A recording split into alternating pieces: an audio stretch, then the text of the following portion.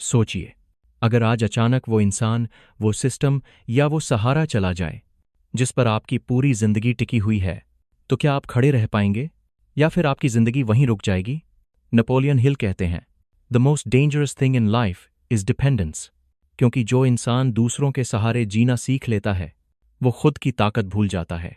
आज की ये कहानी है अपने दम पर जीना सीखने की। चैप्टर 1, डिपेंडेंस, सबसे खामोश दुश्मन। डिपेंडेंस हमेशा शोर नहीं करता, ये दरवाज़ा तोड़कर नहीं आता, ये जिंदगी में चुपचाप दाखिल होता है, बिल्कुल उस अंधेरे की तरह जो धीरे धीरे कमरे में फैलता है और जब तक आपको एहसास होता है तब तक रोशनी गायब हो चुकी होती है। डिपेंडेंस कोई अचानक आने वाली प्रॉब्लम नहीं है, ये एक हैबिट है, एक मेंटल कंडीशनिंग है जिसे इंसान खुद ही अननोइंगली डेवलप करता है। शुरुआत बहुत इनोसेंट लगती है, कोई और डिसाइड कर ले, कोई और संभाल ले, अभी रिस्क लेने की जरूरत नहीं। लेकिन नेपोलियन हिल कहते हैं कि यही छोटे छोटे कॉम्प्रोमाइजेस एक दिन इंसान की पूरी आइडेंटिटी को निगल जाते हैं। इमोशनल डिपेंडेंस तब शुरू होती है जब इंसान अपनी फीलिंग्स, अपनी खुशी और अपनी सेल्फ वर्थ किसी दूसरे इंसान की रिएक्शन से मापने लगता है। अगर वो इंसान खुश है तो मैं ठीक हूं, अगर वो नाराज है तो मैं टूट जाता हूं। धीरे धीरे ऐसा इंसान खुद से पूछना बंद कर देता है कि उसे क्या चाहिए, क्योंकि उसकी इमोशनल स्टेबिलिटी अब उसके कंट्रोल में नहीं रहती। फाइनेंशियल डिपेंडेंस इससे भी ज्यादा डेंजरस होती है, क्योंकि पैसा सिर्फ करेंसी नहीं है, पैसा डिसीजन मेकिंग पावर है। जब आपकी इनकम, आपकी सर्वाइवल और आपकी बेसिक नीड्स किसी और के कंट्रोल में होती हैं, तब आपके पास चॉइस नहीं बचती, सिर्फ परमिशन बचती है। नेपोलियन हिल अपनी रिसर्च में बताते हैं कि मेजॉरिटी लोग इसलिए ड्रीम सैक्रिफाइस कर देते हैं क्योंकि उन्हें सैलरी लूज होने का डर होता है, सिक्योरिटी जाने का डर होता है, और यही डर उन्हें एवरेज लाइफ एक्सेप्ट करने पर मजबूर कर देता है। डिसीजन मेकिंग डिपेंडेंस सबसे साइलेंट लेकिन सबसे डिस्ट्रक्टिव फॉर्म है, क्योंकि इसमें इंसान धीरे धीरे अपने दिमाग पर भरोसा खो देता है। वो हर डिसीजन से पहले अप्रूवल ढूंढता है, पेरेंट्स से, बॉस से, सोसाइटी से, रिलेटिव से, और एक दिन ऐसा आता है जब वो खुद से पूछना ही भूल जाता है कि मैं क्या चाहता हूं। एग्जाम्पल के तौर पर सोचिए उस एम्प्लॉय के बारे में जो इंटेलिजेंट है, केपेबल है, लेकिन हर छोटे डिसीजन के लिए बॉस की तरफ देखता है। वो आइडिया भी तभी रखता है जब उसे सिग्नल मिले, वो इनिशिएटिव भी तभी लेता है जब उसे परमिशन मिले। बाहर से वो ओबीडिएंट लगता है, लेकिन अंदर से वो स्कैर्ड होता है। इसी तरह वो इंसान जो सोसाइटी के डर में जीता है, लोग क्या कहेंगे, रिश्तेदार क्या सोचेंगे, स्टेटस पर क्या असर पड़ेगा, वो इंसान असल में अपनी जिंदगी नहीं जी रहा, वो दूसरों की एक्सपेक्टेशंस पूरी करने का प्रोजेक्ट बन चुका है। नेपोलियन हिल कहते हैं कि फेलियर का डर इंसान को वीक नहीं बनाता, बल्कि फेलियर से बचने की कोशिश इंसान को डिपेंडेंट बना देती है।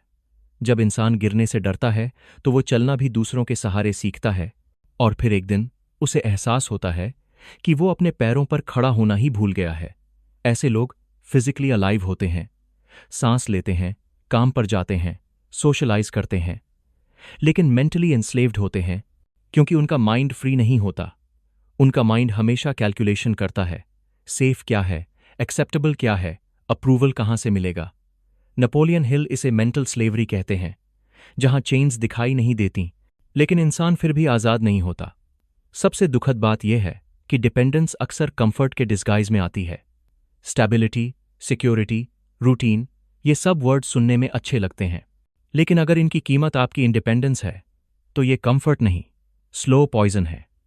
इंसान जब दूसरों पर डिपेंड करता है तो वो अपनी रिस्पॉन्सिबिलिटी भी दूसरों को सौंप देता है, अपनी हैप्पीनेस की, अपनी फेलियर की, अपनी ग्रोथ की, और यही मोमेंट है जहां वो विक्टिम माइंडसेट में फंस जाता है। फिर अगर लाइफ में कुछ गलत होता है तो ब्लेम रेडी होता है, सिस्टम गलत है, बॉस गलत है, पेरेंट्स गलत हैं, सोसाइटी गलत है। लेकिन नेपोलियन हिल साफ कहते हैं कि जिस दिन इंसान ब्लेम करना शुरू करता है उसी दिन वो अपनी पावर खो देता है। इंडिपेंडेंस का मतलब ये नहीं है कि इंसान अकेला हो जाए, रिश्ते तोड़ दे, मदद लेना बंद कर दे।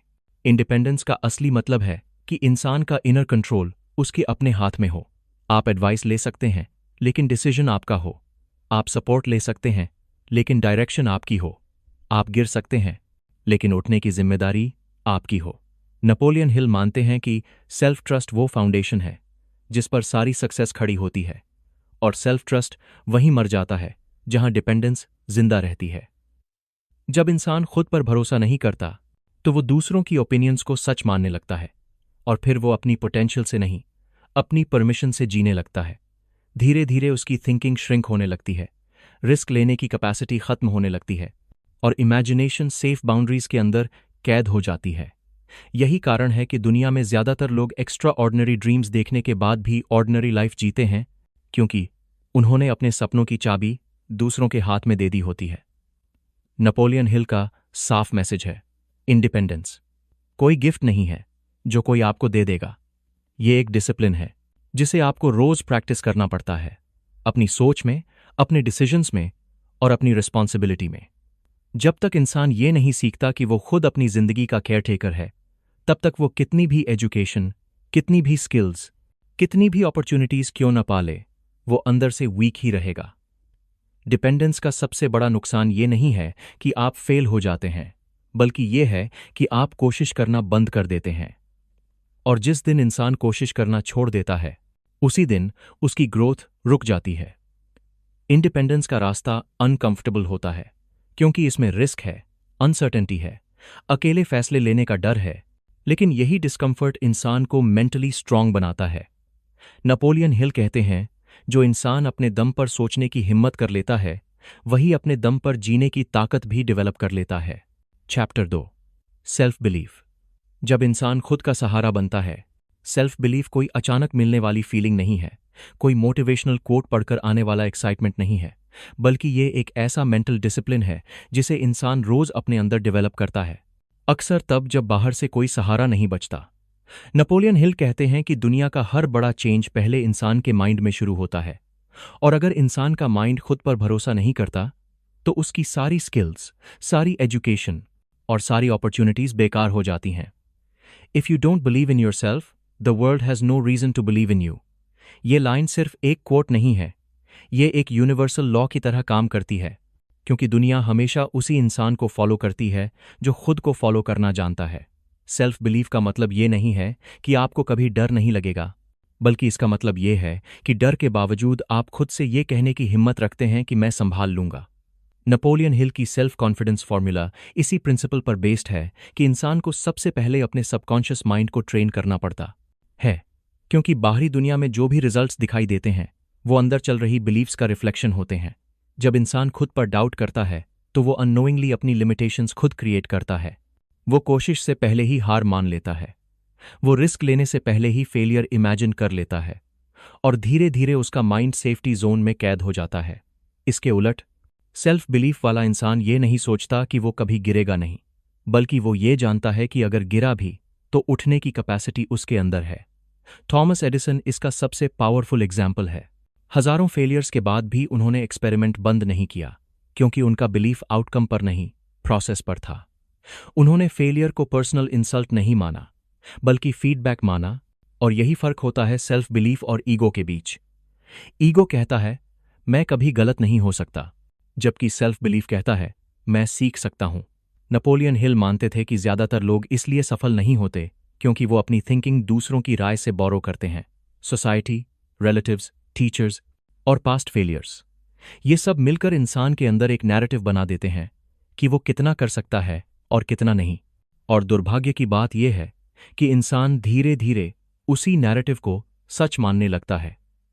सेल्फ बिलीफ उस दिन पैदा होता है जब इंसान पहली बार इस नैरेटिव को चैलेंज करता है, जब वो खुद से पूछता है क्या ये सच में मेरी लिमिट है या ये सिर्फ सुनी हुई बातें हैं। यही सवाल इंसान को भीड़ से अलग करता है। नेपोलियन हिल कहते हैं कि सक्सेसफुल लोग भी डरते हैं, लेकिन डिफरेंस ये है कि वो डर को डिसीजन मेकर नहीं बनने देते। वो जानते हैं कि कॉन्फिडेंस एक्शन से आता है, और एक्शन इम्परफेक्ट होने के बावजूद लिया जाता है। सेल्फ बिलीफ का एक बड़ा मिसअंडरस्टैंडिंग ये है कि लोग सोचते हैं कि पहले कॉन्फिडेंस आएगा फिर एक्शन लेंगे, जबकि रियलिटी ये है कि पहले एक्शन लेना पड़ता है, कॉन्फिडेंस बाद में डेवलप होता है। जब इंसान बार बार खुद को अवॉइड करता है, अपने डिसीजंस दूसरों पर छोड़ता है, तब उसका माइंड ये सीख लेता है कि मैं केपेबल नहीं हूं, और यही बिलीफ एक दिन उसकी आइडेंटिटी बन जाती है।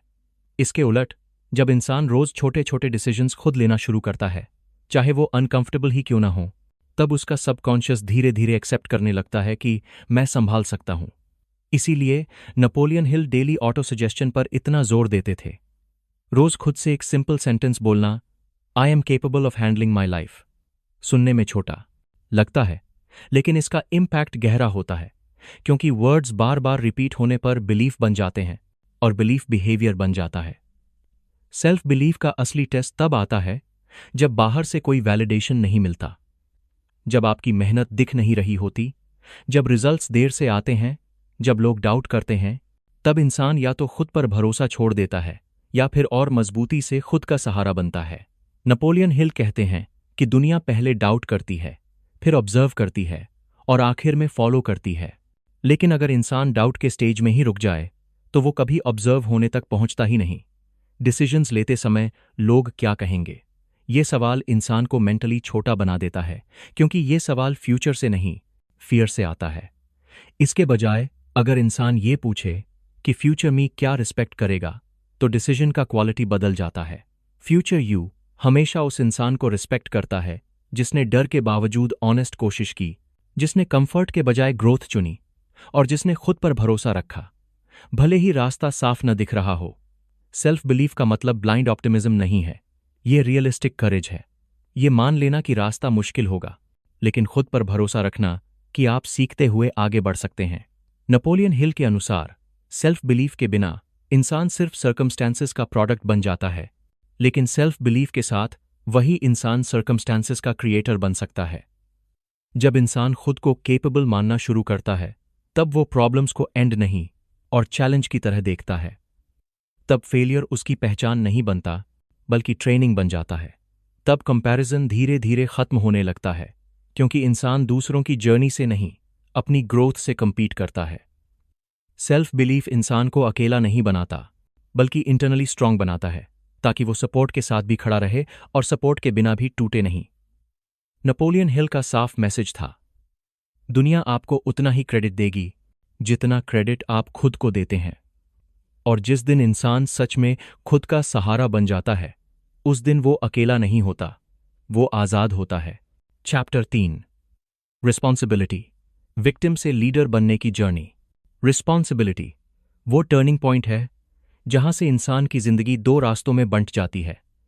एक रास्ता विक्टिम माइंडसेट का और दूसरा लीडर माइंडसेट का। नेपोलियन हिल साफ कहते हैं कि जिस दिन इंसान एक्सक्यूजेस छोड़ देता है, उसी दिन लीडरशिप शुरू होती है, क्योंकि एक्सक्यूजेस दरअसल रिस्पॉन्सिबिलिटी से भागने का सबसे आसान तरीका होते हैं। जब तक इंसान ये मानता रहता है कि उसकी प्रॉब्लम्स की वजह सिस्टम है, गवर्नमेंट है, पेरेंट्स हैं, बॉस है, इकोनॉमी है या पास्ट है, तब तक वो खुद को पावरलेस मानता रहता है। विक्टिम माइंडसेट वाला इंसान हर सिचुएशन में सबसे पहले ये ढूंढता है कि गलती किसकी है, क्योंकि ब्लेम उसे टेम्पररीली रिलीफ देता है, लेकिन परमानेंटली वीक बना देता है। इसके उलट अपने दम पर जीने वाला इंसान ब्लेम नहीं करता, क्योंकि वो जानता है कि ब्लेम से सिचुएशन नहीं बदलती, सिर्फ ईगो सैटिस्फाई होता है। वो सिचुएशन को एक्सेप्ट करता है, लेकिन सरेंडर नहीं करता। एक्सेप्टेंस का मतलब ये नहीं है कि हालात ठीक हैं। एक्सेप्टेंस का मतलब ये है कि ये मेरी रियलिटी है और अब मुझे इससे आगे क्या करना है। नेपोलियन हिल मानते थे कि एक्सेप्टेंस के बिना सॉल्यूशन इम्पॉसिबल है, क्योंकि जब तक इंसान रियलिटी से लड़ता रहता है, तब तक वो उससे सीख नहीं पाता। रिस्पॉन्सिबिलिटी इंसान को अनकंफर्टेबल बनाती है, क्योंकि इसका मतलब है ये मान लेना कि मेरी जिंदगी जैसी भी है, उसमें मेरा भी रोल है। ये थॉट ईगो को चोट पहुंचाती है, लेकिन ग्रोथ यहीं से शुरू होती है। एग्जाम्पल के तौर पर सोचिए दो लोगों को जिनकी जॉब चली जाती है। बाहर से दोनों की सिचुएशन एक जैसी दिखती है, इनकम रुक गई है, फ्यूचर अनसर्टन है, स्ट्रेस है, फियर है, लेकिन अंदर से दोनों की सोच बिल्कुल अलग है। पहला इंसान सिस्टम को कोसता है, इकोनॉमी खराब है, कंपनी अनफेयर है, मैनेजर बायस था, और इन बातों में कुछ सच भी हो सकता है, लेकिन ये सच उसे आगे नहीं बढ़ाता। दूसरा इंसान खुद से पूछता है, अब मेरे कंट्रोल में क्या है? वो स्किल सीखता है, नेटवर्क बनाता है, खुद को अपग्रेड करता है और धीरे धीरे नए रास्ते खोजता है। टाइम दोनों को जवाब दे देता है, क्योंकि टाइम एक्सक्यूजेस को रिवॉर्ड नहीं करता, एक्शन को करता है। नेपोलियन हिल कहते हैं कि लाइफ अनफेयर हो सकती है, लेकिन रिस्पॉन्सिबिलिटी आपकी है।